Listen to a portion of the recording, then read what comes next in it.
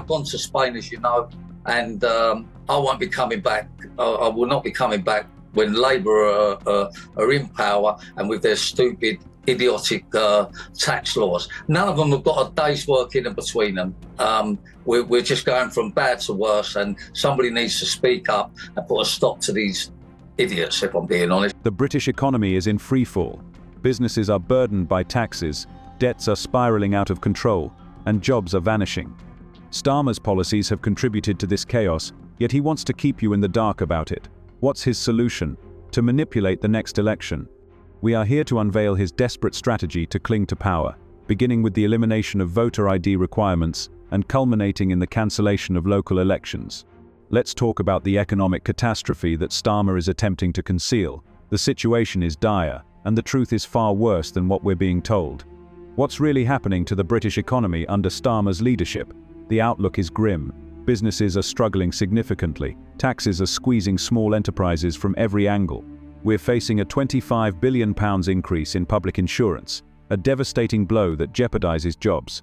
Experts are warning of a potential loss of 100,000 jobs. This has got nothing to do with racism. I'm a black woman. I will be voting for Keir Starmer. He has turned the party round and made it electable again. These people, on this faction on the left, they use colour all the time. It's identity politics. And it's the reason why the Tories always win. Because they know that these useful idiots on the left will use colour every single time they don't get what they want, or they're not treated a certain way they want to be treated.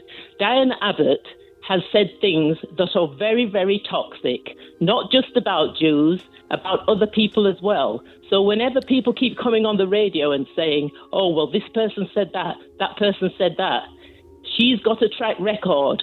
As far as I know, these people haven't. This concept originates from the Labour Party's think tank, the Institute for Public Policy Research, which is closely linked to the party and frequently influences its policies.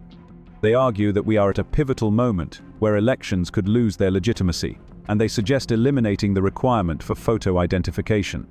This is a peculiar and potentially dangerous move, especially given that most European countries mandate some form of ID to vote. Why is Starmer so fiercely opposed to this practice?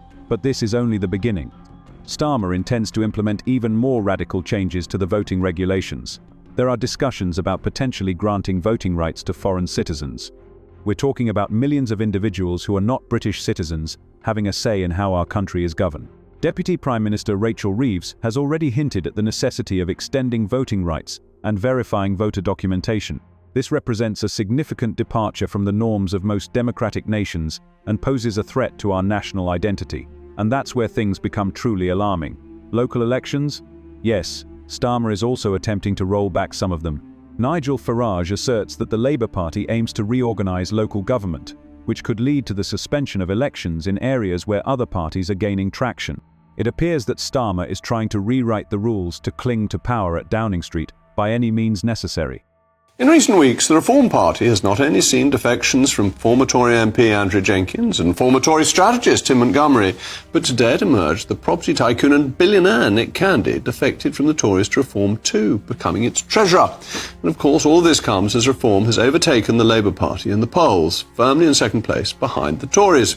The vote in a two-party system is split three ways. Today, a new poll for Conservative Home has shown 7 in 10 Conservative Party members think Reform poses the biggest challenge to the Tories at the next election. Well, Vox Populi Vox Dei, the voice of the people is the voice of God, and the people, as so often, are right.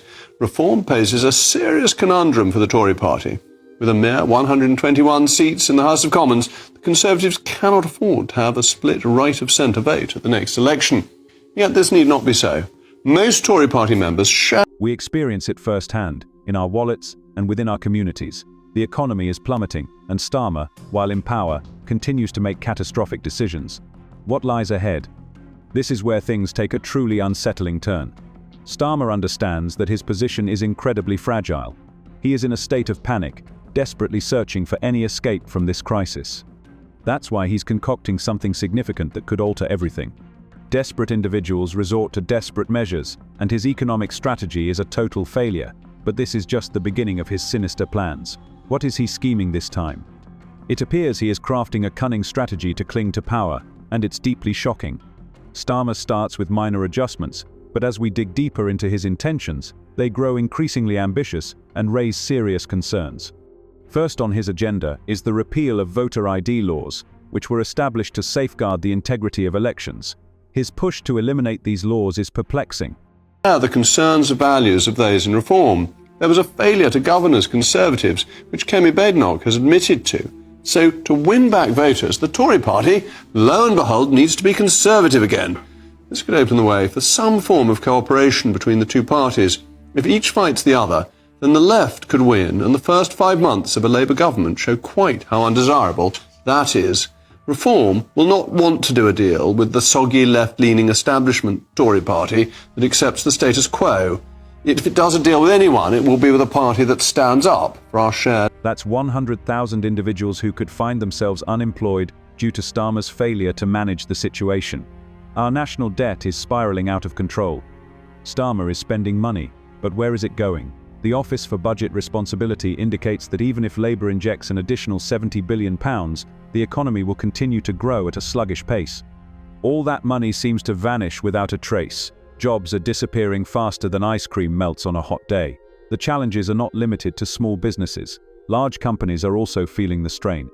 What does the outlook for next year look like? It's bleak.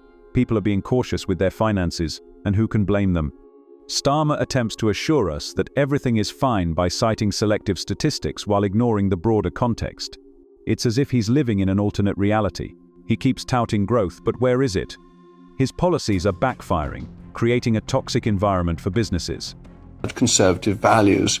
Fundamentally, the ambitions of the two parties are the same. Both parties want dramatically to decrease migration, to exercise our newfound sovereignty in a post-Brexit Britain, to align more closely with the US over the EU, to cut the size of the state, reduce taxes, and unleash our latent growth.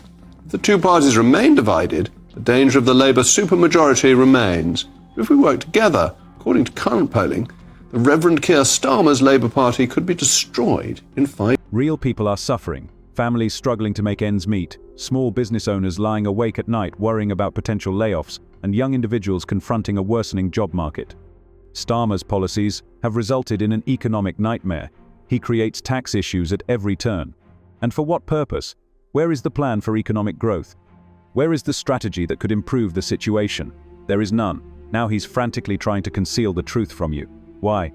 He knows that if people become aware of the true state of the economy, his time in power will be limited. He's attempting to divert our attention, hoping we won't notice how his administration is sinking. But we're not falling for it. We see what's really happening. They're always a threat, the Labour Party are. They're a threat to this country, Mark. Look, I listened to Rachel early on. Unfortunately, I didn't listen to Keir's speech earlier on. But he thinks it's in the bag. He's getting a little bit cocky, he's a little bit smug, and he's taking the British public for granted at the moment. There was no substance in there. My colleagues have told me today.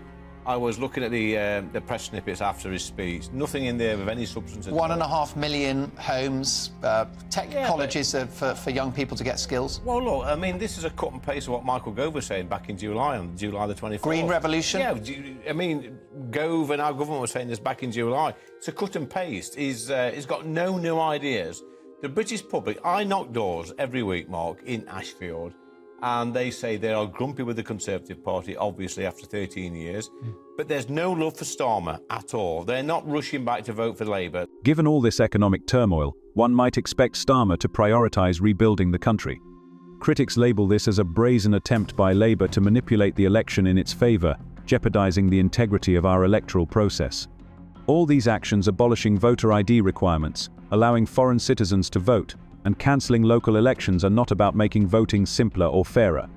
They represent a bid to consolidate power, and Starmer is doing everything he can to maintain his position, even if it undermines the very foundations of our democracy.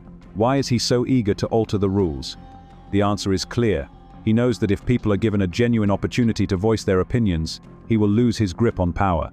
His economic policies have resulted in disaster. The country is in disarray. And instead of acknowledging this and working to rectify the situation, he is attempting to change the rules to avoid defeat. This is not a game.